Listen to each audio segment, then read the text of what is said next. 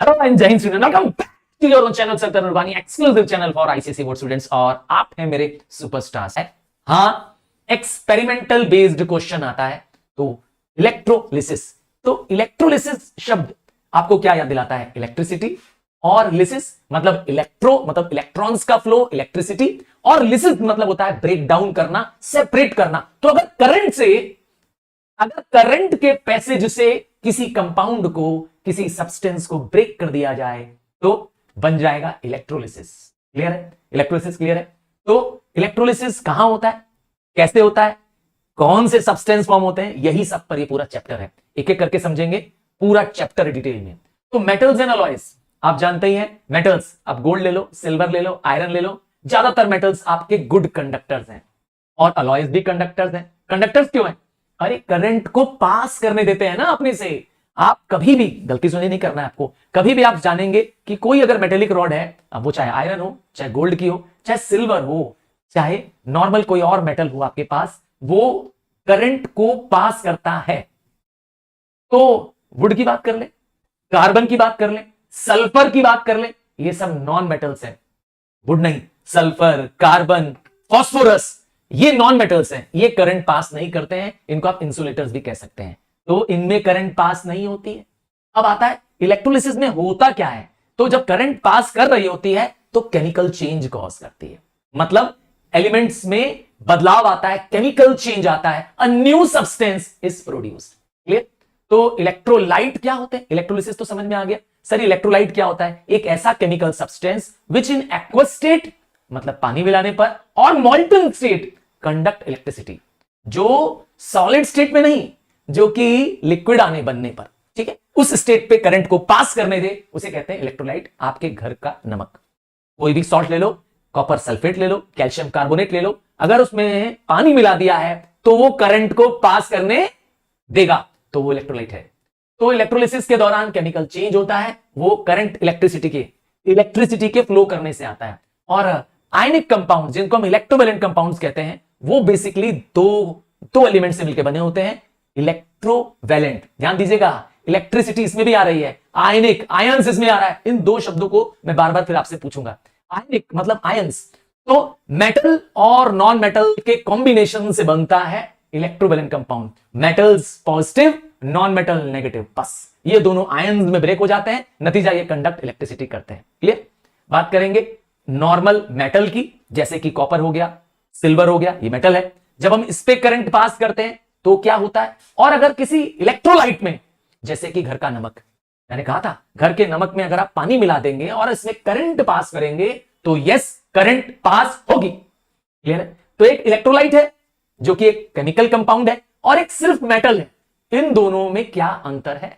जब घर की तारें लगी हुई हैं, जितनी घर में आपके जो करंट की वायर्स लगी हुई हैं, जिससे फैन चल रही है, ट्यूबलाइट चल रही है, इनमें जो वायर्स है वो कॉपर वायर है। आपके और मेरे घर में कॉपर वायर है। और जो बिजली के खंभों में जो तार लगी हुई है, वो कौन सी तार है? वो एल्यूमिनियम वायर्स है। आपने देखा इलेक्ट्रिसिटी पोल्स में सिल्वर कलर की वायर दिखाई देती है, वो एल्यूमिनियम वायर्स है। तो ये मेटेलिक कंडक्टर्स है।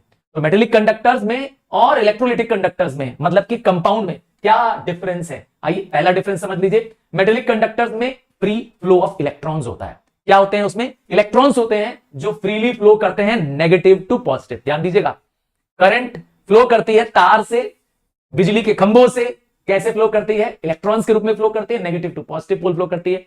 जबकि जब हम इलेक्ट्रोलाइट कंडक्टर्स की बात करते हैं, इलेक्ट्रोलाइटिक कंडक्टर्स की बात करते हैं, जैसे मैंने कहा घर का नमक और उसमें पानी मिला दिया जाए, तो वो एक अच्छा कंडक्टर है। एसिड्स अच्छे कंडक्टर होते हैं, बेसिस अच्छे कंडक्टर्स होते हैं। Acid, bases and salts are usually good conductors, ये इलेक्ट्रोलाइटिक कंडक्टर्स हैं। तो अगर इनमें क्या होता है कि इलेक्ट्रिसिटी कंडक्ट करते हैं, तो इनमें आयंस मौजूद होते हैं। क्या होते हैं इनके अंदर? इनके अंदर आयंस होते हैं। जबकि मेटेलिक कंडक्टर्स में क्या होते हैं? इलेक्ट्रॉन्स होते हैं। ध्यान दिया दोनों में डिफरेंस। मेटेलिक कंडक्टर्स में क्या क्या आते हैं? मैंने कहा मेटल्स आते हैं, मैंने गोल्ड दिया, सिल्वर दिया, एल्यूमिनियम दिया, आयरन दिया, और अलॉयज आते हैं। अब अलॉयज में मैग्नीशियम है, ठीक है, एल्यूमिनियम से बने अलॉयज ज्यादातर आप ले सकते हैं। और इनमें इलेक्ट्रोलाइटिक कंडक्टर्स में कौन आता है? इसमें वो कंपाउंड्स आते हैं जो मेटेलिक और नॉन मेटेलिक कॉम्बिनेशन से बने हो, जिसको हम कहते हैं आयनिक कंपाउंड्स। या मैंने कहा एसिड्स, बेसिस एंड सॉल्ट्स। क्या आते हैं? एसिड्स आते हैं, बेसिस आते हैं, और इवन सॉल्ट्स भी आते हैं। ठीक? तो ये कंपाउंड्स क्या करते हैं? आयंस बन जाते हैं। इसीलिए metallic conductors usually solid state में होते हैं या लिक्विड स्टेट में भी कंडक्ट इलेक्ट्रिसिटी करते हैं, पर electrolytic conduct compounds, electrolytic conduction हमेशा या तो लिक्विड में होगी और या सॉलिड में नहीं होगी, सॉलिड में नहीं होगी, ठीक है, मतलब they will conduct electricity only and only in liquid state. अब आप उसको पिघला दीजिए तो मॉल्टन स्टेट आ जाएगा।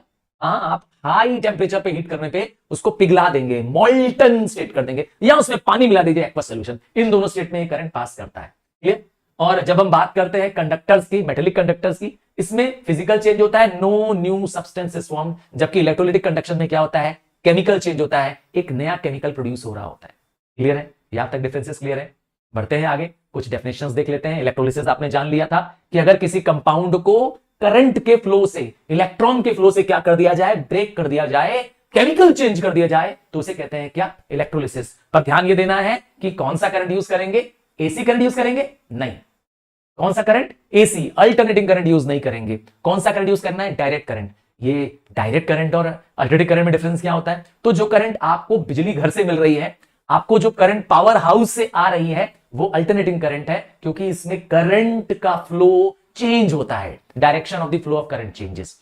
जबकि जो आपकी बैटरी घर में लगी है, इन्वर्टर लगा है घर में, जो पेंसिल बैटरी है, वो क्या है, वो डीसी है, डायरेक्ट करंट है। इसमें एक सिस्टमेटिक फ्लो ऑफ इलेक्ट्रॉन्स है, एक स्मूथ फ्लो ऑफ इलेक्ट्रॉन्स है, दोनों में अंतर है, ध्यान दीजिएगा। तो डायरेक्ट करंट ही चाहिए, अल्टरनेटिंग करंट नहीं चाहिए।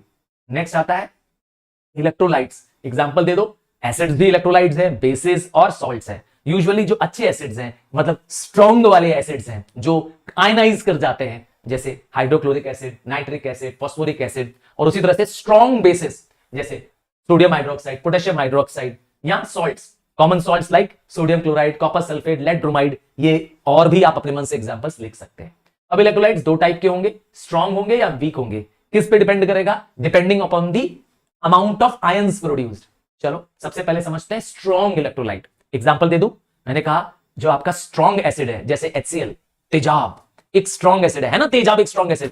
और यहां पे ले सकते हो वीक इलेक्ट्रोलाइट में फॉर्मिक एसिड, कार्बोनिक एसिड, अरे ये तो तुम पीते भी हो, हाँ ये वीक इलेक्ट्रोलाइट, मैंने एग्जांपल दिया फॉर्मिक, कार्बोनिक एसिड।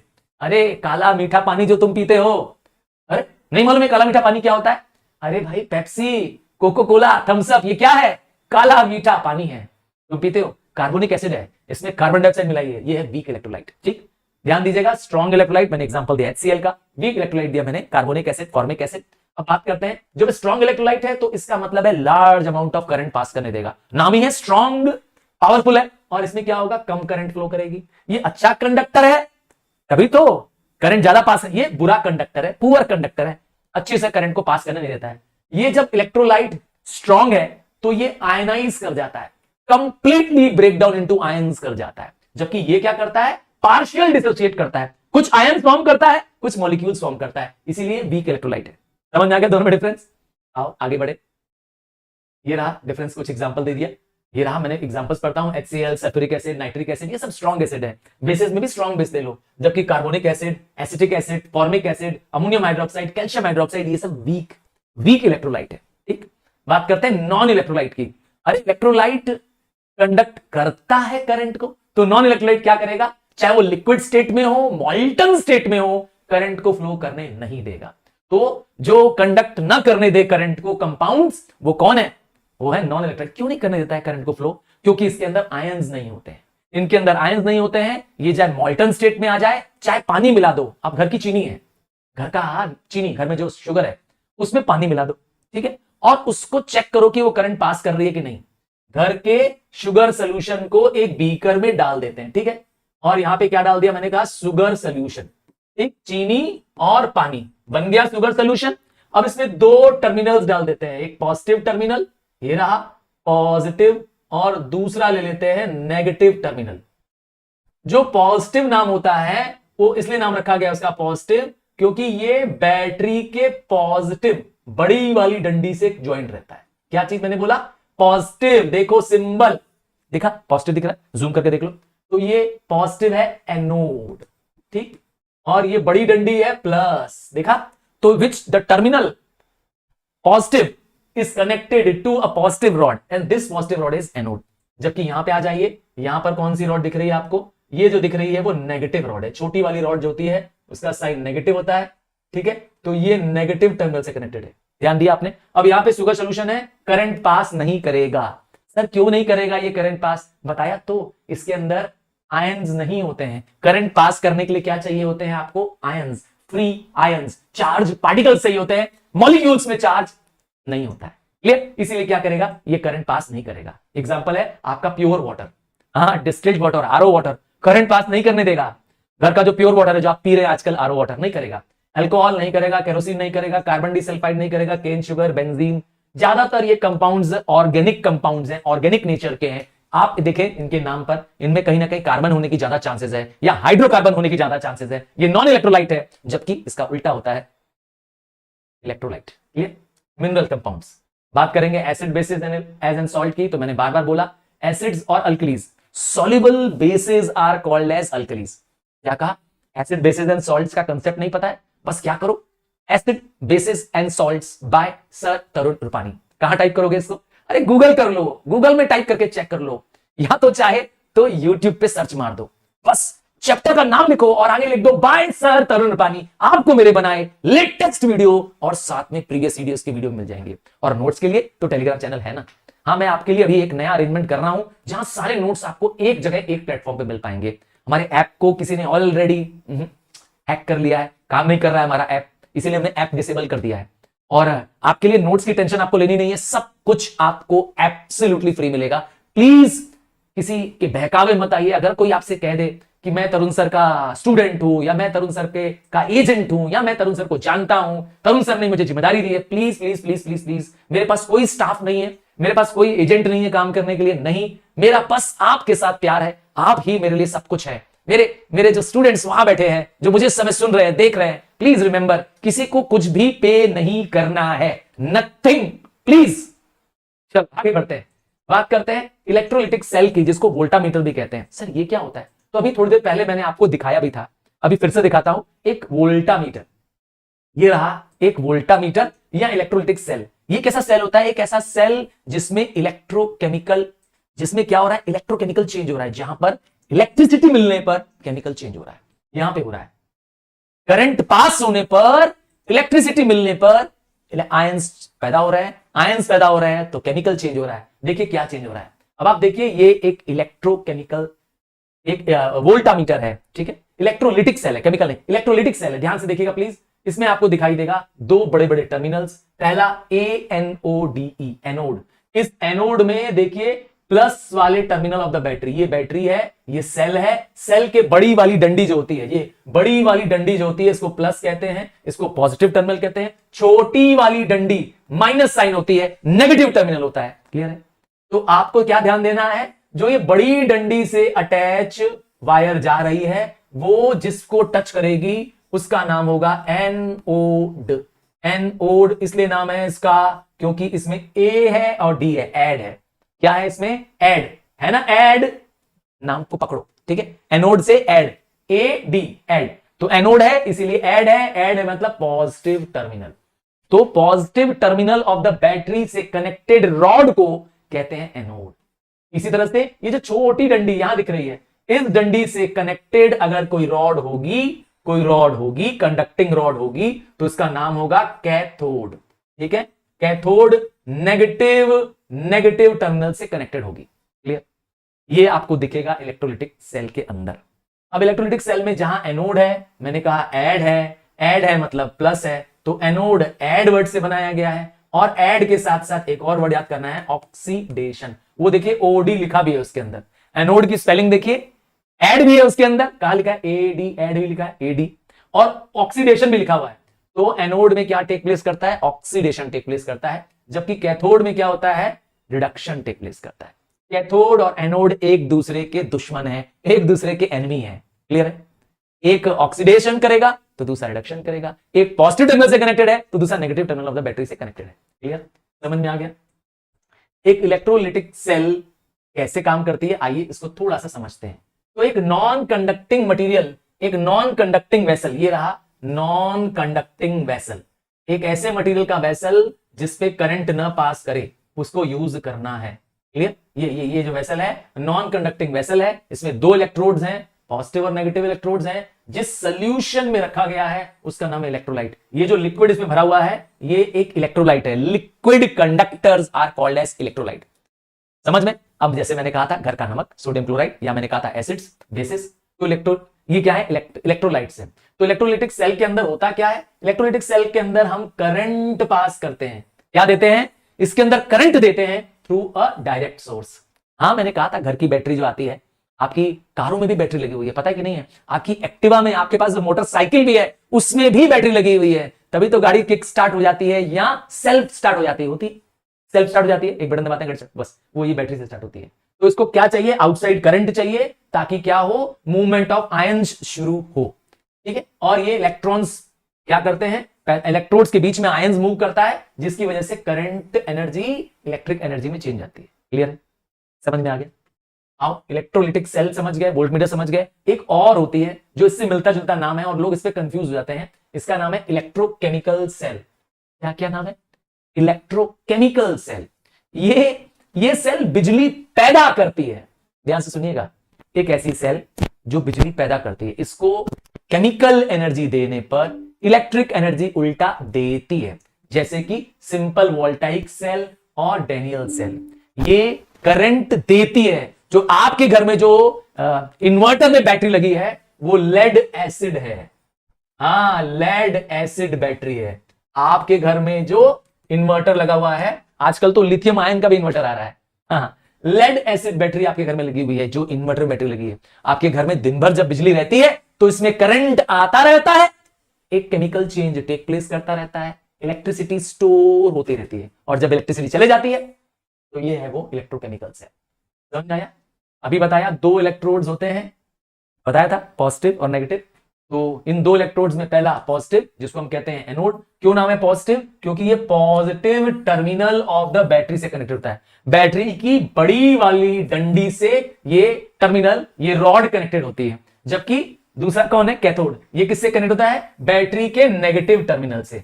हर बैटरी में दो टर्मिनल मिलेंगे, बड़ी डंडी पॉजिटिव, छोटी डंडी नेगेटिव। एक सिंगल बड़ी और छोटी डंडी बनी गई तो उसको एक सेल बोलेंगे। अगर एक से अधिक होगा, जैसे मैंने दो बना दिया, तो उसको सेल नहीं बोलेंगे, बैटरी बोलेंगे। ये दो बन गया, दो या तीन या चार बना देंगे तो बैटरी। एक सिंगल बनाते हैं, अगर एक ऐसा बनाते हैं, सिर्फ एक बड़ी डंडी मतलब प्लस और छोटी डंडी माइनस, तो this is a single cell, क्योंकि एक सेल में एक पॉजिटिव एक नेगेटिव होगा। क्लियर? समझ में आ गया?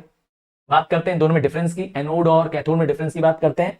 तो एनोड कैथोड में डिफरेंस, एनोड एडी याद है, एनोड ऑक्सीडेशन, और यहां तो एनोड एड वर्ड से बनाया गया। इसका उल्टा कर दो।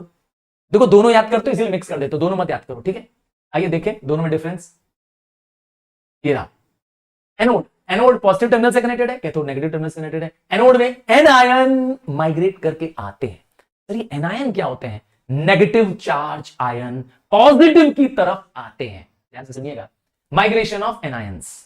एनायंस नेगेटिव चार्ज आयंस होते हैं और एनोड पॉजिटिव टर्मिनल होती है, तो negative charge ions positive terminal पे आते हैं। जबकि यहां पर क्या टेक प्लेस करता है? ऑक्सीडेशन। इसका रिवर्स कर दो, कैथोड नेगेटिव टर्मिनल से कनेक्टेड होता है, कैथोड्स में कैटायंस मूव करके आते हैं, कैथोड में रिडक्शन टेक प्लेस करता है।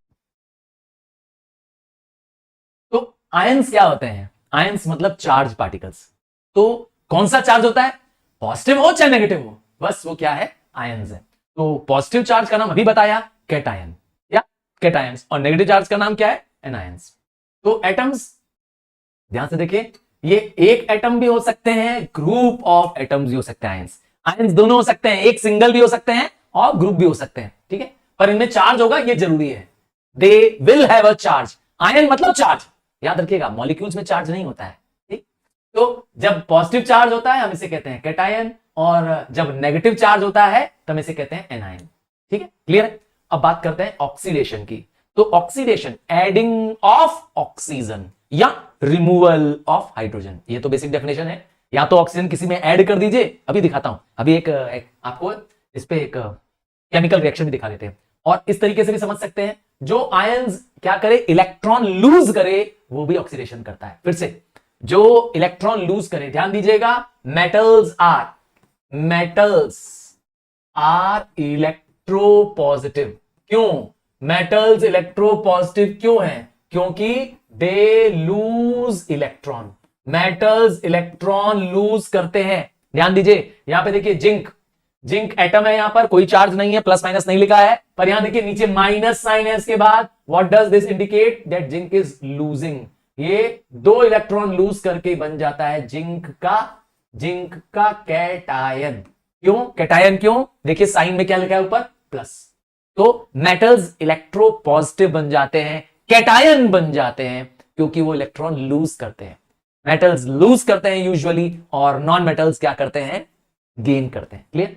तो ऑक्सीडेशन मतलब आयन लूज करना, है ना, मतलब इलेक्ट्रॉन्स लूज करने वाला बन जाता है ऑक्सीडेशन। आइए आगे बढ़ जाते हैं और एग्जांपल देखते हैं।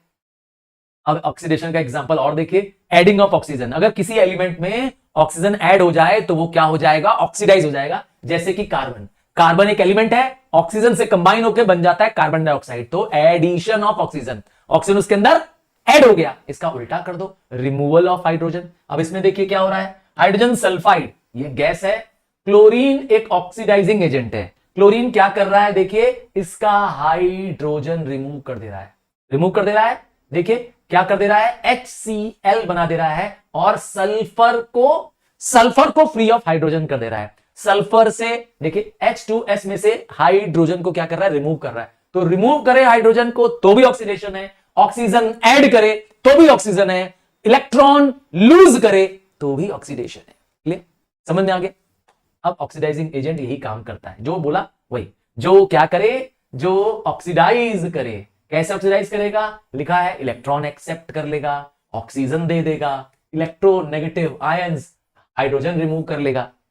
ठीक, अब इसके कुछ एग्जांपल्स देख लीजिए। सॉलिड, लिक्विड, गैस, तीनों एग्जांपल्स हैं। ये कौन से एजेंट है? ऑक्सीडाइजिंग एजेंट है, मतलब ऑक्सीजन देने वाले हैं, हाइड्रोजन लेने वाले हैं, या इलेक्ट्रॉन रिमूव करते हैं, लूज करते हैं। सॉलिड्स में आ जाएगा मैग्नीशियम डाइऑक्साइड Mg, देखिए मैंगनीज डाइऑक्साइड MnO2, या रेडलेट Pb3O4। ठीक है, तो ये देखिए दोनों में ऑक्सीजन है, ध्यान से देखिए इनके नाम में जो फॉर्मूला है उसके अंदर ऑक्सीजन है, जबकि लिक्विड में क्या है? हाइड्रोजन परऑक्साइड H2O2, तो इसमें भी है, ध्यान दीजिएगा। और यहां देखिए गैसियस में खुद ऑक्सीजन है, ओजोन है। ये examples of liquid, solid, liquid and gas oxidising agent. अब ठीक उल्टा होने वाला है, ऑक्सीडेशन का उल्टा reduction.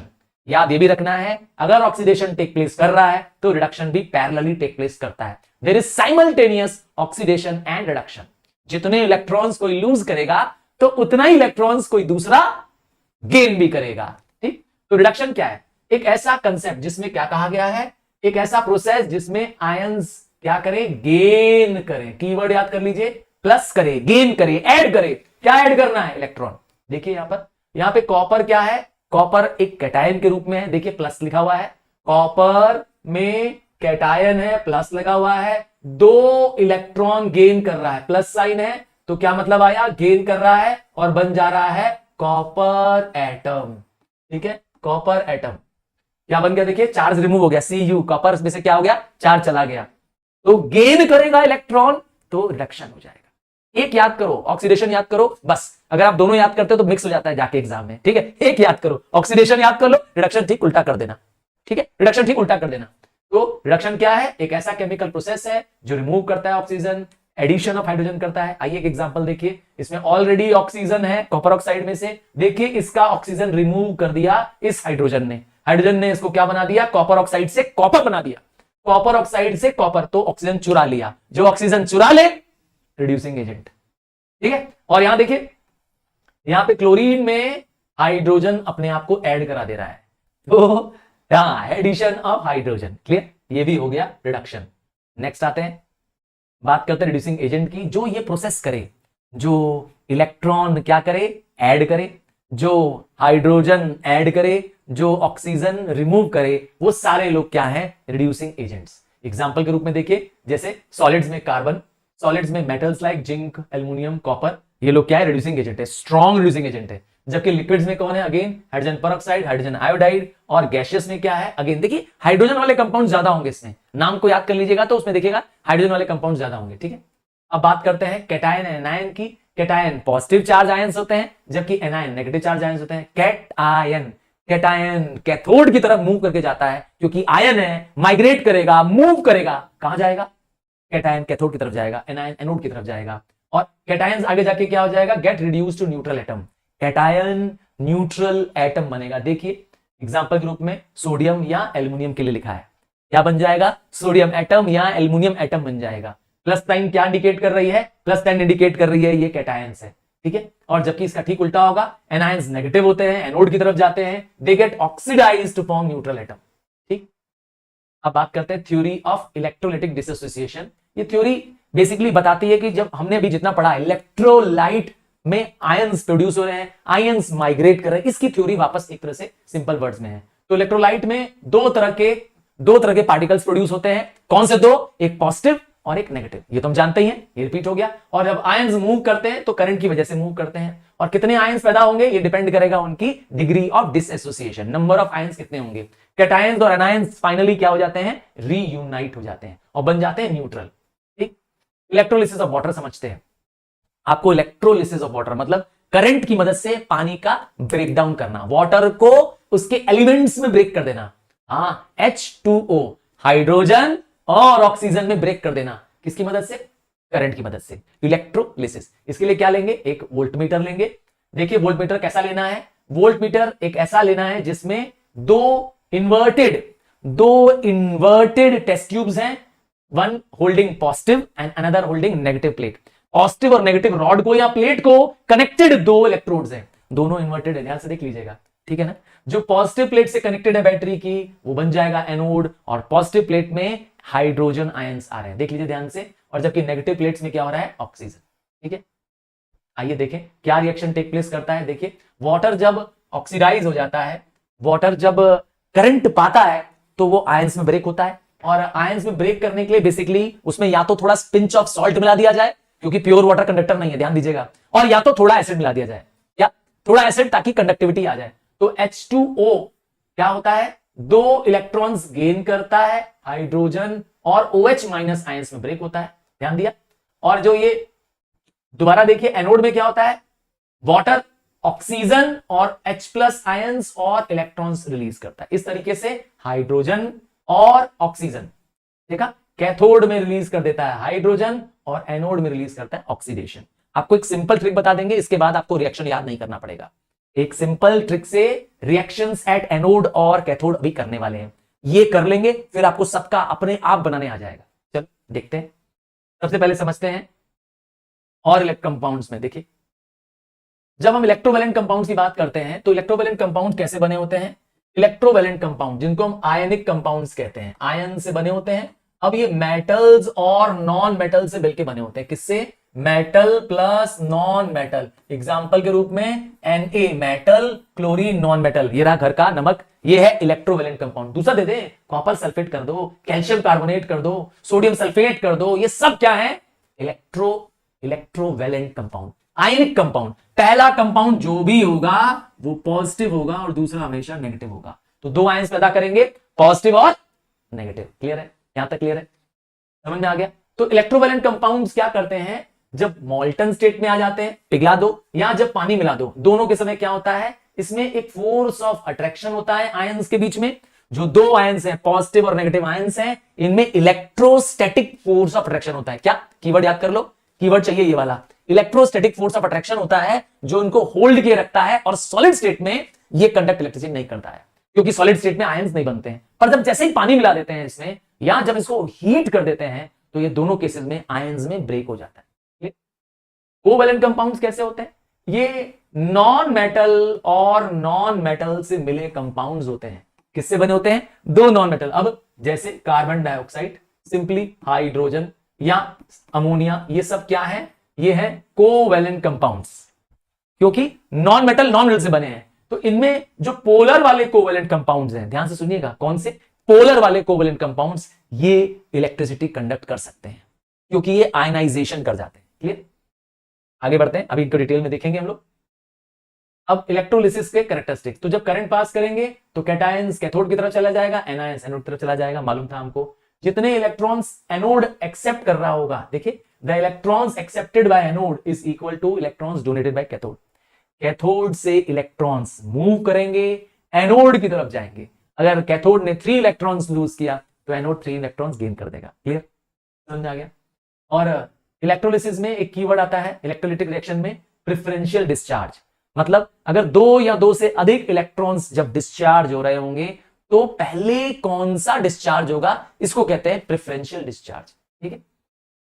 Neutral atom of metals and hydrogen are limited at cathode, मतलब मेटल्स और हाइड्रोजन कहां मिलेगी आपको, कैथोड में प्रोड्यूस होता होने नजर आएगा, जबकि नॉन मेटल्स और नहीं, नॉन मेटल्स कहां मिलेगा आपको, एनोड में मिलेगा। ठीक उल्टा होने वाला है, याद रखेंगे। मेटल्स इलेक्ट्रो पॉजिटिव होते हैं, ध्यान दिया आपने, तो मेटल्स और हाइड्रोजन इलेक्ट्रो पॉजिटिव होते हैं, जब ये डिस्चार्ज होते हैं तो बैटरी के नेगेटिव टर्मिनल पे जाते हैं, नेगेटिव टर्मिनल से कनेक्टेड है कैथोड। ठीक, फैराडेज लॉ ऑफ इलेक्ट्रोलिसिस क्या कहता है, the mass of the substance discharge at electrode is directly proportional to the quantity of current. अगर इलेक्ट्रिसिटी जितना देर तक दोगे, consistent current and low current दोगे, उतना देर तक क्या होगा, आयंस डिस्चार्ज होता रहेगा। तो इससे क्या पता चला, अगर आप चाहते हैं कि डिस्चार्ज में ज्यादा अमाउंट ऑफ करंट प्रोड्यूस हो, ज्यादा अमाउंट ऑफ आयंस डिस्चार्ज हो, तो consistent and small current, weak current but a longer duration of current is important. ठीक है। कौन सी करंट चाहिए, डायरेक्ट करंट चाहिए, क्योंकि डायरेक्ट करंट क्या करती है, स्टेबल करती है, क्या स्टेबल आयंस प्रोड्यूस करती है, कांस्टेंट फ्लो ऑफ इलेक्ट्रॉन्स होता है। ठीक है। इलेक्ट्रोलिसिस अपने आप में रिडॉक्स रिएक्शन है, क्योंकि ऑक्सीडेशन रिएक्शन टेक प्लेस करता है एनोड में और रिडक्शन रिएक्शन टेक प्लेस करता है कैथोड में। तो एक साथ जब दोनों टेक प्लेस करें उसे कहते हैं क्या, रिडॉक्स। बात करेंगे इलेक्ट्रोलिसिस, इलेक्ट्रोलिटिक डिसएसोसिएशन, मतलब इलेक्ट्रिसिटी देने पर आयंस में ब्रेक होना। फिर से, इलेक्ट्रिसिटी देने पर अगर कोई कंपाउंड्स आयंस में ब्रेक हो जाता है, टूट जाता है, पॉजिटिव और नेगेटिव आयन में, तो इसे कहते हैं इलेक्ट्रोलिटिक डिसएसोसिएशन। ऐसा कब होता है, मैंने कहा ऐसा इलेक्ट्रोवैलेंट कंपाउंड्स में होता है। ध्यान से सुनिएगा, इलेक्ट्रोवैलेंट कंपाउंड्स, घर का नमक NaCl, दूसरा सोडियम कार्बोनेट Na2CO3, या कोई और ले लो, कॉपर सल्फेट। तो आप जब ध्यान से देखेंगे कि इसमें जो भी पहला एलिमेंट है वो मेटल है और जो ये दूसरा एलिमेंट है ये नॉन मेटल है हमेशा, तो ये दोनों क्या करते हैं, डिसएसोसिएट हो जाते हैं, ब्रेक हो जाते हैं। इनके बीच में एक स्ट्रॉन्ग इलेक्ट्रोस्टैटिक फोर्स होती है। जब तक ये सॉलिड रहते हैं तो ये इनको पकड़े रहती है, क्या, ये पॉजिटिव और नेगेटिव, पहला हमेशा पॉजिटिव होता है, दूसरा हमेशा नेगेटिव होता है। ये दोनों पॉजिटिव नेगेटिव एक दूसरे को होल्ड के रहते हैं, इसीलिए सॉलिड स्टेट में करंट पास नहीं होती है, क्योंकि आयंस फ्री होते ही नहीं है सॉलिड स्टेट में। घर के नमक में सॉलिड स्टेट में करंट पास नहीं करेगा, तो कौन से स्टेट में पास करेगा, या तो उसको पिघला दो, मॉल्टन कर दो, इतना हीट कर दो कि पिघल जाए, है ना, एकदम पिघल जाए, पानी से बन जाए, या उसमें पानी मिला दो। दोनों केसेस में क्या हो जाएगा, उसकी जो इलेक्ट्रोस्टैटिक फोर्स है जो उसको होल्ड कर रही है वो ब्रेकडाउन हो जाएगी। क्या हो जाएगी, वो इलेक्ट्रोस्टैटिक फोर्स क्या हो जाएगा, ब्रेकडाउन हो जाएगा, नतीजा वो आयंस में रिलीज हो जाएगा, पॉजिटिव नेगेटिव आयन रिलीज करेगा। देखिए क्या लिखा है, fused ionic compounds and aqueous state have free ions. उस समय क्या होते हैं, उसके पास फ्री आयंस होते हैं, और आयंस ही करंट को क्या करते हैं, इलेक्ट्रिसिटी को क्या करते हैं, प्रोड्यूस करते हैं, यही कंडक्ट करते हैं इलेक्ट्रिसिटी। क्लियर, आगे बढ़े, कुछ डायग्राम से समझेंगे। ये देखिए, देखिए solid lead bromide, lead bromide PbBr2, ये है सॉलिड लेड ब्रोमाइड। जब तक ये सॉलिड स्टेट में करंट नहीं पास करेगा। सर क्यों नहीं पास करेगा, बताया तो, पहला है मेटल, ये है दूसरा नॉन मेटल। मेटल और नॉन मेटल के बॉन्ड को कहते हैं आयनिक कंपाउंड या आयनिक बॉन्ड। ठीक है ना, ये कंपाउंड जो है वो आयनिक कंपाउंड है, इनका जो बॉन्ड है वो आयनिक बॉन्ड है। तो इनमें क्या हो रहा है, सॉलिड स्टेट में ये फ्री टू मूव आयंस नहीं होते हैं। क्यों नहीं होते हैं, क्योंकि इनके बीच में स्ट्रॉन्ग इलेक्ट्रोस्टैटिक फोर्स होता है, लेड के बीच में और ब्रोमीन के बीच में। ठीक है, ब्रोमीन दो है ना, Br2, ये रहा Br2, दो है, दिखाई दिया। पर जैसे ही करंट पास करते हैं, जैसे ही इसमें पानी मिला देते हैं, तो क्या होता है, पानी मिला देते हैं या हीट कर देते हैं, तो इसके अंदर एक काइनेटिक एनर्जी पैदा होती है, इसके पार्टिकल्स तेजी से मूव करने लगते हैं और इसके इलेक्ट्रोस्टैटिक बॉन्ड को क्या करते हैं, वो ब्रेक कर देते हैं। जो इलेक्ट्रोस्टैटिक फोर्स इसे होल्ड कर रखी थी, ये फोर्स टूट जाती है, नतीजा दे बिकम फ्री आयंस। ठीक है, then they start moving freely. समझ में आया, समझ में आया कि सॉलिड स्टेट में क्यों नहीं करते हैं कंडक्ट इलेक्ट्रिसिटी, और लिक्विड मतलब मॉल्टन स्टेट में या एक्वस स्टेट में क्यों कंडक्ट करते हैं आयनिक कंपाउंड्स। समझ में आया। देखो लिक्विड स्टेट में क्या कर रहे हैं, देखिए आयंस की क्या हो जा रहे हैं, आयंस की जो इलेक्ट्रोस्टैटिक फोर्स है वो हीट करने से क्या हो जा रहा है, ब्रेकडाउन हो जा रहा है।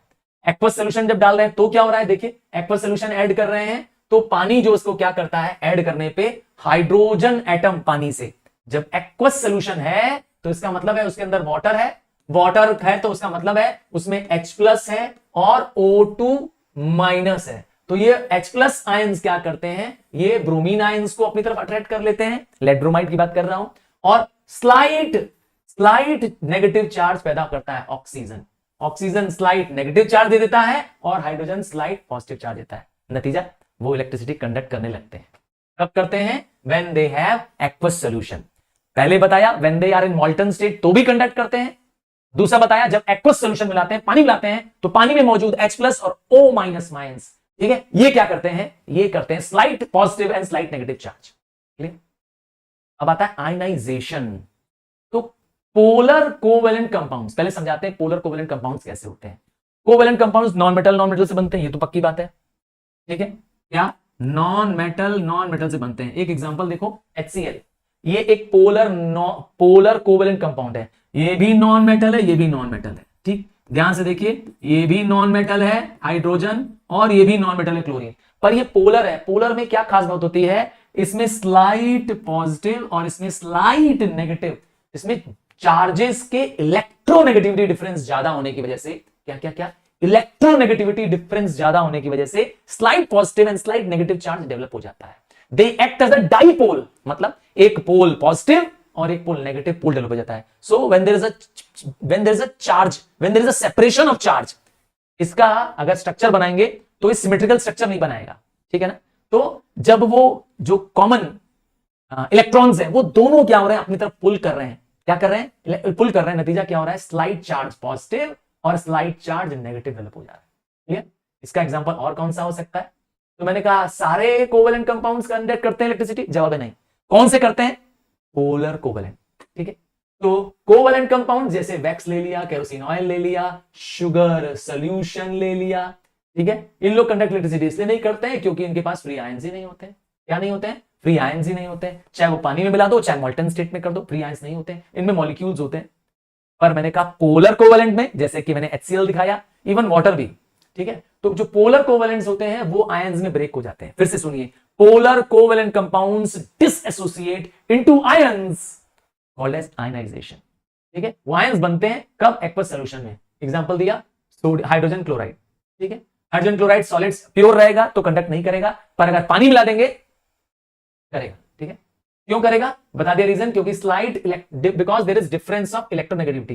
किसके डिफरेंस की वजह से, इलेक्ट्रोनेगेटिविटी डिफरेंस के बीच में hydrogen slight positive charge produce करेगा और क्लोरीन स्लाइट नेगेटिव, तो इसकी वजह से क्या हो जाएगा, डिफरेंस ऑफ चार्जेस की वजह से आयनाइजेशन हो जाएगा। ये आप देख पा रहे हैं स्क्रीन पे, देखिए जो हाइड्रोजन है वो क्या कर रहा है, हाइड्रोनियम आयंस का पॉजिटिव चार्ज बन जा रहा है, जबकि क्लोरीन जो है वो स्लाइट नेगेटिव बन जा रहा है। क्लियर, दो चार्जेस डेवलप हो जा रहे हैं, इसकी वजह से क्या हो रहा है, करंट पास होगी। पोलर कोवेलेंट में होगी, ध्यान दीजिएगा, नॉन पोलर में नहीं होगी। बात करते हैं इलेक्ट्रोकेमिकल सीरीज। ये कैसी सीरीज होती है, ये सीरीज ये बताती है कि इलेक्ट्रॉन्स पहले डिस्चार्ज किसके होंगे, मतलब किसके आयंस पहले डिस्चार्ज होंगे, लूज और गेन ऑफ इलेक्ट्रॉन्स बताता है, ठीक है। ये एक वर्टिकल कॉलम में बनी सीरीज होती है, दिखा देता हूं, ये रही दो सीरीज है, एक पॉजिटिव सीरीज है इलेक्ट्रोकेमिकल की पॉजिटिव सीरीज, मतलब मेटल की सीरीज। ध्यान से देखिए, इसमें सिर्फ मेटल दिखाई दे रहा है आपको, जिसमें पोटेशियम सबसे रिएक्टिव है, सबसे ऊपर है, जबकि आप देखिए सिल्वर इनमें सबसे लीस्ट रिएक्टिव है, सबसे नीचे। क्लियर, रूल क्या है, रूल ये है, अगर आयंस रिलीज हो रहे हैं, ध्यान से सुनिएगा मेरी बात को, अगर सोडियम के आयंस और जिंक के आयंस, दो दिखा आपको स्क्रीन पे दिख रहा है, अगर सोडियम के आयंस Na+ और जिंक के आयंस रिलीज हो रहे हैं तो डिस्चार्ज कौन होगा, तो रूल क्या है, lower the electrochemical series will be discharge first. तो लोअर कौन है, सोडियम से ज्यादा नीचे कौन है, जिंक, तो जिंक डिस्चार्ज हो जाएगा। क्या, zinc will be discharge, not sodium. समझ में आया, जब दो या दो से अधिक आयंस प्रोड्यूस हो रहे हैं तो कौन जाकर कैथोड पे पहुंचेगा, ये क्या है, ये पॉजिटिव चार्ज आयन है, ये कैथोड की तरफ जाएंगे तो कौन सा जाएगा, तो मैंने कहा वो जाएगा जो नीचे होगा। ठीक है, समझ में आया। इसका उल्टा सीरीज है कौन सा, एनायन।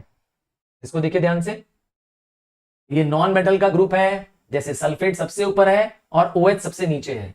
ध्यान से देखिए, सल्फेट SO4 सबसे ऊपर है जबकि OH- सबसे नीचे है। तो इसमें भी रूल यही है, अगर जो दो नेगेटिव आयंस रिलीज हुए, मान लेते हैं कि फ्लोरीन रिलीज हुआ और OH रिलीज हुआ, दो रिलीज हो गए, तो क्वेश्चन ये है कि कौन सा डिस्चार्ज होगा विथ ईज, कौन सा प्रिफरेंशियल डिस्चार्ज करेगा, दोनों अगर रिलीज हो रहे हैं, कौन, F फ्लोरीन और OH माइनस। तो रूल वही है पुराना है, क्या, लोअर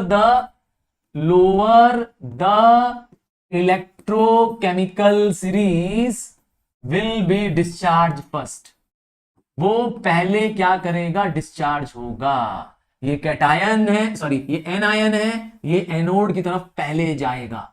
कौन जाएगा, ये जाएगा कि ये जाएगा, अगर दोनों प्रोड्यूस हो रहे हैं तो दो या दो से अधिक अगर एनायन पैदा हो रहे हैं तो जो नीचे वाला होगा सबसे पहले वो डिस्चार्ज हो जाएगा, कहां चला जाएगा, एनोड की तरफ चला जाएगा, will be discharge first. Clear, rule यही है दोनों के लिए, पॉजिटिव वाले के लिए भी यही रूल है, नेगेटिव वाले के लिए भी यही रूल है। क्लियर है, कभी देखना है, आओ देखते हैं इसमें, आइए। तो आपने देखा कि दो है सीरीज, मेटल की सीरीज, मेटल वाली सीरीज को इलेक्ट्रोपॉजिटिव बोलते हैं, जानते ही हैं, मेटल्स इलेक्ट्रॉन लूज करता है इसीलिए इलेक्ट्रोपॉजिटिव सीरीज है, ठीक है। और जबकि मेटल्स लूज करते हैं तो मेटल्स बन जाते हैं कैटायंस, क्या बन जाते हैं, कैटायंस, दे फॉर्म कैटायंस। जबकि इसका उल्टा है नेगेटिव, नेगेटिव किसके लिए, नॉन मेटल्स के लिए है या ग्रुप ऑफ नॉन मेटल्स के लिए है, ये लोग इलेक्ट्रॉन्स एक्सेप्ट करते हैं, क्या, ये लोग इलेक्ट्रॉन एक्सेप्ट करते हैं, लूज नहीं करते हैं, गेन करते हैं। अरे भाई एक लूज करेगा तो एक गेन करेगा ना, दोनों लूज थोड़ा करेंगे, है कि नहीं, तो ये लोग क्या करते हैं, गेन करते हैं, ठीक है। और नॉन मेटल्स या ग्रुप ऑफ नॉन मेटल्स जितने नीचे होंगे, मैंने कहा वो जल्दी डिस्चार्ज होंगे। आइए पहला पॉइंट है सेलेक्टिव डिस्चार्ज। ये क्या होता है, ये एक तरह का preferential discharge of one particular cation at cathode and one particular anion at anode. ये किस पे डिपेंड करेगा, इसी को बताना है सेलेक्टिव डिस्चार्ज। क्या चीज, सेलेक्टिव डिस्चार्ज। पहला पॉइंट है पोजीशन, मैंने पहले ही बता दिया, इस पॉइंट को मैंने बार बार दिखाया, अभी एग्जांपल से दिखाया, तुम लोगों को समझ में आया था एग्जांपल, फिर से देखो क्या कह रहे हैं, अगर आयंस प्रोड्यूस हो रहे हैं, अगर दो या दो से अधिक कैटायन पैदा हो रहा है तो आपको क्या देखना है, नहीं तो आपको देखना है कि जो लोअर है, कैटायन है तो जो लोअर द सीरीज होगा विल बी रिलीज्ड फर्स्ट। ध्यान दीजिएगा इस बात को, अभी मैं इसको यूज कराऊंगा, अभी हम इस पे बेस्ड एक एक्सपेरिमेंट देखेंगे, उसमें आपको दिखाएंगे, चेक कराएंगे, ये प्रूव कराएंगे। क्या चीज, ions which is present in the lower position have that greater tendency to discharge, ठीक है। एक एग्जांपल के रूप में अगर सिल्वर और हाइड्रोजन का एग्जांपल है, सिल्वर भी है हाइड्रोजन भी है, तो नीचे कौन है, सिल्वर और हाइड्रोजन देख लीजिए इलेक्ट्रोपॉजिटिव सीरीज में है, इसमें सिल्वर ज्यादा नीचे है, सो सिल्वर विल बी डिस्चार्ज। समझ में आया, दो पॉजिटिव में कौन सा पहले निकलेगा। उसी तरह से क्लोरीन है और हाइड्रोक्सिल आयंस है, क्लोरीन और हाइड्रोक्सिल दोनों इलेक्ट्रोनेगेटिव सीरीज में है, पर हाइड्रोक्सिल नीचे है, तो जो नीचे है वो पहले डिस्चार्ज हो जाएगा। इसका मतलब है OH minus ion will be discharge first, इसीलिए वो सीरीज याद करनी पड़ेगी। वो इलेक्ट्रोपॉजिटिव वाली तो रिएक्टिविटी सीरीज है, क्या, रिएक्टिविटी सीरीज जो मेटल की सीरीज होती है वही सेम है, आपको इलेक्ट्रोनेगेटिव सीरीज याद करनी पड़ेगी, याद कर लीजिए। और किस पे डिपेंड करता है, कॉन्सेंट्रेशन ऑफ आयंस में, अगर किसी के आयंस ज्यादा हैं, higher the concentration higher the possibility of release, higher the possibility of discharge of ions. Clear, concentration मतलब संख्या। और तीसरा पॉइंट है नेचर ऑफ एनोड, किस तरह के हम एनोड का इस्तेमाल कर रहे हैं। एनोड दो टाइप के होते हैं, एक होता है एक्टिव एनोड, जब एक्टिव की बात करते हैं, ध्यान सुनिएगा, एक्टिव की बात करते हैं जैसे कॉपर का इस्तेमाल कर लें, निकल का इस्तेमाल कर लें, सिल्वर का, ये लोग एक्टिव होते हैं। एक्टिव होने का मतलब ये होता है कि ये लोग इलेक्ट्रोकेमिकल रिएक्शन में टेक पार्ट करते हैं, यहां पर जब इलेक्ट्रोलिटिक रिएक्शन होगा तो ये इसमें खुद क्या करेंगे, घुस जाएंगे। जबकि कुछ होते हैं पैसिव, क्या होते हैं, पैसिव। पैसिव इलेक्ट्रोड वो इलेक्ट्रोड होते हैं जो केमिकली इनर्ट होते हैं, जैसे आयरन, ग्रेफाइट, ये इलेक्ट्रोलिटिक रिएक्शन में टेक पार्ट नहीं करते। समझ में आया, ये दो टाइप के होते हैं। तो अगर ये यूज हो रहा हो, आयरन यूज हो रहा हो, ग्रेफाइट यूज हो रहा हो, तो ये लोग पार्टिसिपेट नहीं करेंगे, ठीक है। आओ अब इसको समझते हैं, ये जो रूल्स बताए इसका इस्तेमाल होने वाला है इन एक्सपेरिमेंट्स में, ठीक है। कुछ केमिकल इलेक्ट्रोलिसिस करने वाले हैं, जैसे लेड ब्रोमाइड का। लेड ब्रोमाइड को इलेक्ट्रोलिसिस करने के लिए हमें चाहिए होता है क्रूसिबल्स, सिलिका के क्रूसिबल्स चाहिए, वो जो सिलिका की प्लेट्स आती हैं राउंड सी, उसे क्रूसिबल्स कहते हैं, जिसमें सिलिका को हीट किया जाएगा, ठीक है। हाई टेम्परेचर बियर करने वाला होता है, किसका बना होता है, ग्रेफाइट का इलेक्ट्रोड होता है इसके अंदर। ग्रेफाइट क्यों यूज करते हैं, क्योंकि ग्रेफाइट एक नॉन रिएक्टिव है, बैड कंडक्टर है। इलेक्ट्रोलाइट के रूप में किसको यूज करना है, अगेन क्योंकि लेड ब्रोमाइड ही है, तो लेड ब्रोमाइड को क्या करना पड़ेगा, मॉल्टन स्टेट में लेना, सॉलिड स्टेट में तो कंडक्ट करेगा ही नहीं, क्योंकि लेड ब्रोमाइड है, इलेक्ट्रोलिटिक है, ठीक है ना। इलेक्ट्रोलिटिक जो होते हैं अर्थात एक ऐसे कंपाउंड्स जो या तो मॉल्टन स्टेट में या एक्वस सॉल्यूशन में क्या करेंगे, करंट पास करने देंगे। तो मॉल्टन स्टेट में वो करंट पास करने देता है, ठीक है। क्या किया हमने, इलेक्ट्रोड के रूप में किसको यूज किया है, इलेक्ट्रोड के रूप में हमने यूज किया है इनर्ट इलेक्ट्रोड ग्रेफाइट। ये रहा वो रिएक्शन। आप देखिए positive terminal of the battery ये रही anode, negative terminal of the battery cathode, दोनों में किसका इस्तेमाल किया, ग्रेफाइट। ग्रेफाइट एक पैसिव, पैसिव मतलब वो इलेक्ट्रोड्स जो take part in chemical reaction नहीं करते। अब क्या होगा देखिए, कितने डिग्री तक हीट करना है, 380 या उससे अबव टेम्परेचर चाहिए, कितना 380। इसीलिए क्या किया गया, देखिए इसको हीट कर रहे हैं, हीट कर रहे हैं 380 डिग्री तक या उससे अगर हीट करते हैं तो ये ब्रेक हो जाता है। लेड और ब्रोमीन, ध्यान से देखिएगा, लेड और ब्रोमीन, लेड मेटल है तो पॉजिटिव आयन है, पॉजिटिव आयन है तो हम इसको कहते हैं कैट आयन है। ध्यान से देखिएगा, ये ब्रोमीन है, ये है नेगेटिव है, क्या ये नेगेटिव है, ठीक, ब्रोमीन नेगेटिव है तो हम इसे बोलते हैं एन आयन।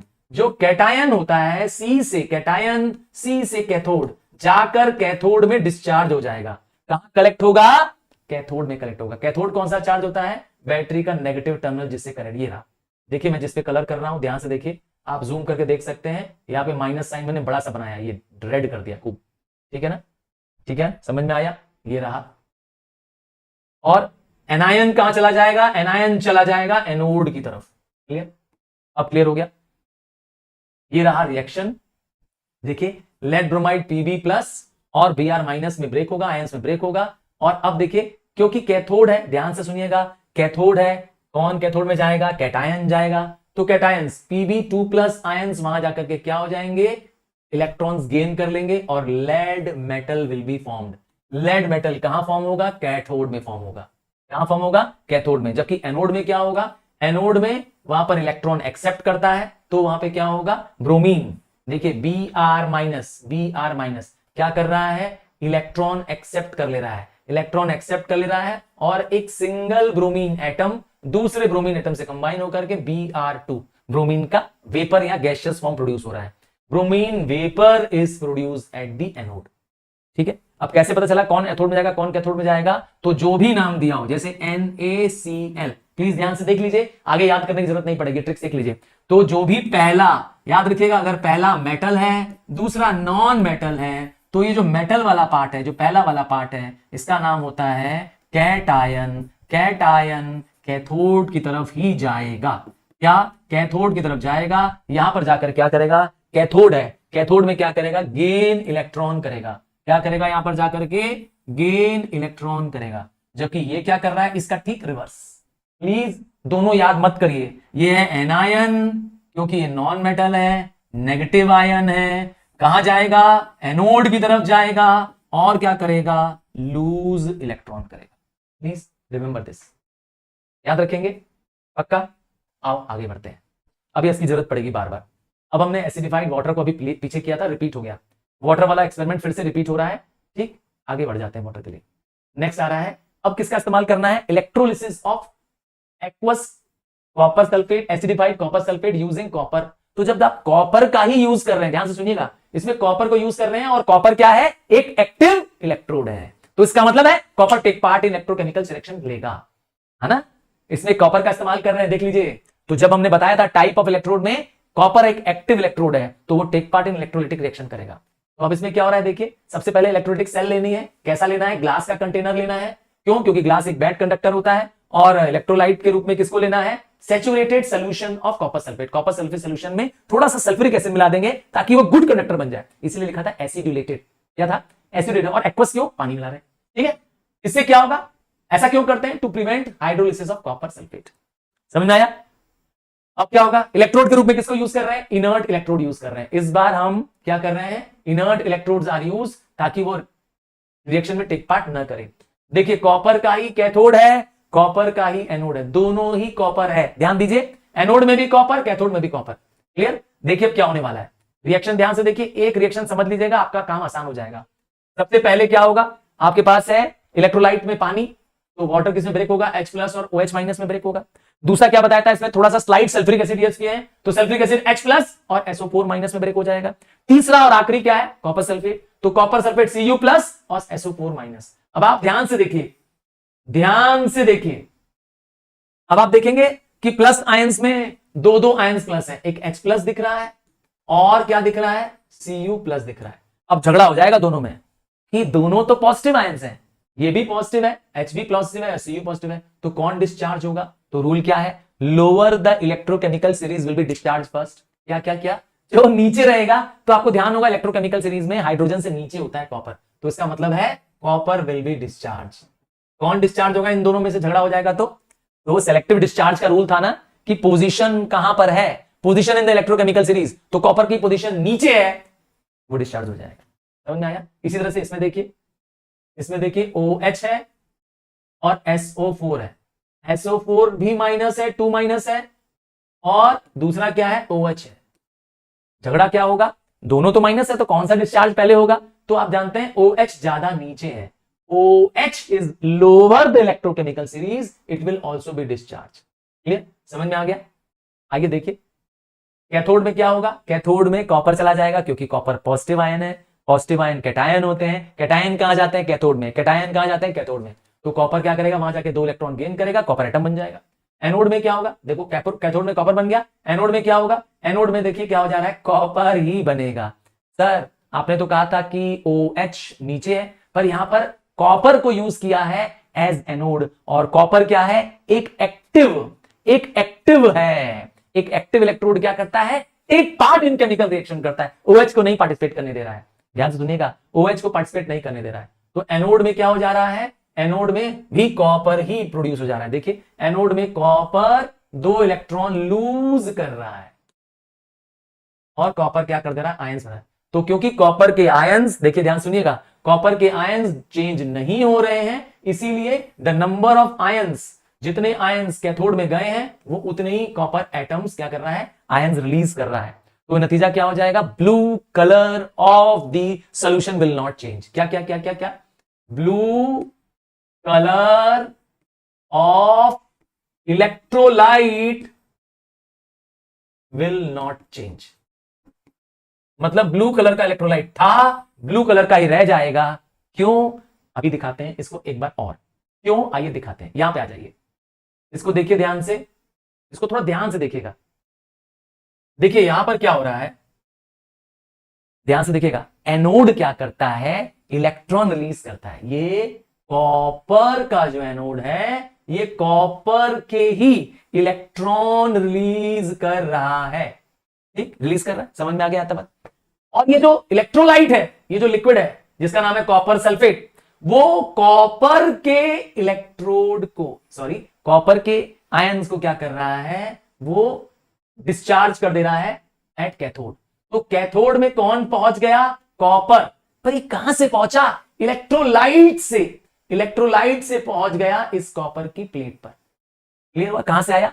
ये कॉपर सल्फेट जो इस इलेक्ट्रोलाइट में है, वो इस इलेक्ट्रोलाइट से निकल करके पहुंच गया इस कैथोड में। सो कैथोड में क्या रिलीज हुआ? कॉपर मेटल रिलीज हुआ। और एनोड क्या कर रहा है? ये लूज कर रहा है कॉपर के आयंस। समझ गए? वो कॉपर के आयन लूज कर रहा है और कहां जाके दे रहा है? इस इलेक्ट्रोलाइट में। तो concentration of Cu plus ions, Cu plus ions का कॉन्सेंट्रेशन चेंज नहीं हो रहा है। किसके अंदर? इस इलेक्ट्रोलाइट के अंदर। नतीजा blue colour do not fade. मतलब ये ब्लू कलर का होगा और ब्लू कलर का ही ये इलेक्ट्रोलाइट रह जाएगा। ब्लू कलर कॉपर दे रहा है। समझ गए? कॉपर जितना ये आयंस इलेक्ट्रोलाइट लूज कर रहा है, उतना ही ये क्या कर रहा है? ये रिलीज भी कर दे रहा है एनोड। नतीजा the blue colour of the electrolyte do not fade. समझ में आ गया बात? आगे देखें, एक और भी है, एक और है। ठीक है, दूसरा क्या है? अब की बात थोड़ा सा चेंज है। इस बार क्या लेंगे? इस बार इलेक्ट्रोलिसिस करना है, कॉपर सल्फेट का ही करना है, पर इस बार प्लेटिनम में एनोड लेंगे। प्लेटिनम एक पैसिव, एक्टिव नहीं, पैसिव इलेक्ट्रोड है, मतलब ये टेक पार्ट इन रिएक्शन नहीं करेगा। तो इस बार वही होगा जो मैंने कहा था। क्या होगा? OH माइनस आयंस रिलीज होगा। ये देखें, बाकी सब सेम है। देखिए बस इलेक्ट्रोड में मैंने बता दिया, passive electrode, inert electrode use हो रहा है। ठीक है, क्या होगा? देखिए पहला reaction, OH plus ions OH और OH माइनस में ब्रेक होंगे, सल्फ्यूरिक एसिड H2 और SO4 में ब्रेक होंगे, copper sulphate copper plus sulphate ions में ब्रेक होंगे। ठीक है, यहां तक तो पता चल गया आपको। Cu2 प्लस होगा यहां पर। ठीक, तो अब क्या होगा? देखिए एट कैथोड क्या होगा? कैथोड में कॉपर मेटल डिपॉजिट होगा। बता दिया था क्यों? क्योंकि कॉपर क्या कर रहा है? लूज कर रहा है 2 इलेक्ट्रॉन। ठीक है, कैथोड में इलेक्ट्रॉन लूज कर रहा है। और एनोड में क्या होगा? देखिए ध्यान से, एनोड में OH माइनस आयंस रिलीज होगा। सर OH माइनस क्यों रिलीज होगा, SO4 क्यों नहीं होगा? तो बताया था इस बार एनोड रिएक्शन में पार्टिसिपेट नहीं करेगा, इस बार एनोड इलेक्ट्रोलिटिक रिएक्शन में पार्टिसिपेट नहीं करेगा, तो OH माइनस आयंस यहां आएंगे।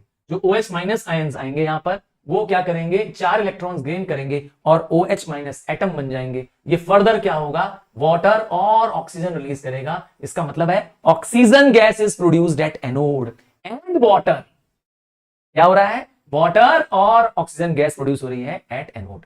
ठीक है, सो एनोड में क्या प्रोड्यूस होगी, ऑक्सीजन गैस। तो इस बार क्या होगा, इस बार ब्लू कलर विल फेड। क्या होगा, देखिए इस बार इलेक्ट्रोलिसिस ऑफ वाटर जब होगा तो hydrogen gas is liberated at cathode, ठीक है, ऑक्सीजन एट एनोड, ये देख लिया। और क्या होगा, blue colour of the electrolyte will fade away.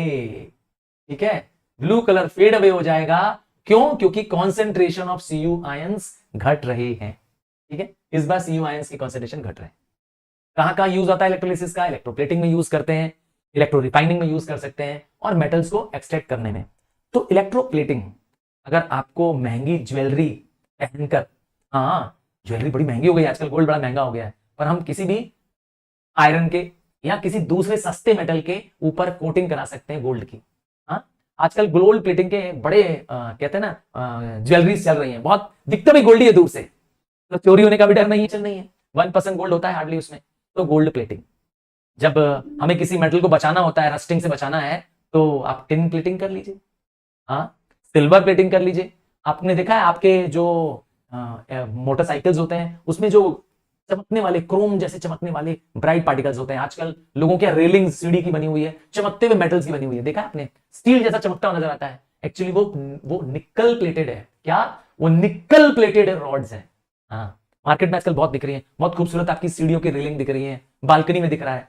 हाँ देखिए, बहुत सारे लोगों ने उसके दरवाजे बना रखे हैं। तो ये क्या करता है, प्रोटेक्शन टू द मेटल देता है। तो इलेक्ट्रोप्लेटिंग में क्या करते हैं, एक थिन और compact layer of superior metal inferior metal के ऊपर प्लेस कर देते हैं, चिपका देते हैं। हाँ, क्या हाथ से चिपका देते हैं, नहीं, इलेक्ट्रिसिटी के मदद से, एक डायरेक्ट करंट की मदद से एक इंफीरियर मेटल के ऊपर एक सुपीरियर मेटल की लेयर चढ़ा दी जाती है। हम इसे कहते हैं इलेक्ट्रोप्लेटिंग। ठीक, सिल्वर प्लेटिंग और निकल प्लेटिंग क्यों करते हैं, डेकोरेशन के लिए करते हैं, रस्टिंग कोरोशन से बचाने के लिए करते हैं। क्या कंडीशन है, थोड़ा ध्यान दीजिएगा, कंडीशन ध्यान दीजिएगा, क्योंकि ये क्वेश्चन बनेगा। आर्टिकल्स जिसको प्लेट करना है पहले उसको क्लीन कर दो, वो डस्ट फ्री और ग्रीस फ्री होना चाहिए, क्योंकि अगर डस्ट होगी उसके ऊपर, क्लीन नहीं होगा, तो प्लेटिंग भी स्मूथ नहीं होगी, प्लेटिंग इजिली रिमूव हो जाएगी। एकदम क्लीन होना चाहिए। और जिस आर्टिकल को प्लेट कर रहे हैं उसको कहां रखना है, कैथोड में, और जिस metal to be electroplated at anode. समझ गए, एनोड में कौन होगा, कैथोड में कौन होगा, जिस आर्टिकल को, सोचो आपको क्या करना है, एक कप है, हाँ आपके पास एक कप है आयरन का, आपको उसको सिल्वर कप बनाना है। ठीक है, आयरन का कप है, सिल्वर का कप बनाना है, तो जिसको प्लेट करना है आर्टिकल टू बी, उसको कहां रखेंगे, कैथोड में। तो कप को रखेंगे कैथोड में और सिल्वर की रॉड लेंगे, सिल्वर मेटल लेंगे प्योर एनोड में। क्लियर, समझ में आ गया। अच्छा, metal to be electroplated should be replaced, समय समय पे मेटल को क्या करना है, रिप्लेस भी करते रहना है। इलेक्ट्रोलाइट में सैचुरेटेड सोल्यूशन लेना है उसी का जिसका की मेटल हम इलेक्ट्रोप्लेटिंग करने वाले हैं। अगर हम कॉपर की इलेक्ट्रोप्लेटिंग करने वाले हैं तो इलेक्ट्रोलाइट में भी कॉपर होना चाहिए। सिल्वर की इलेक्ट्रोप्लेटिंग करना चाहते हैं, समझ गए, सिल्वर का आयन होना चाहिए। नेक्स्ट, लो और डायरेक्ट करंट चाहिए ताकि क्या हो, इलेक्ट्रोलिटिक हीटअप ना हो जाए और एक कांस्टेंट लेयर फॉर्म हो मेटल की, एक रेगुलर लेयर फॉर्म हो। इसलिए सिल्वर की प्लेटिंग करना चाहते हैं, क्या करेंगे, आइए देखिए। सिल्वर की प्लेटिंग करना चाहते हैं तो एक कप है जिसमें हमको सिल्वर की प्लेटिंग करनी है, जरा ध्यान से देखिए।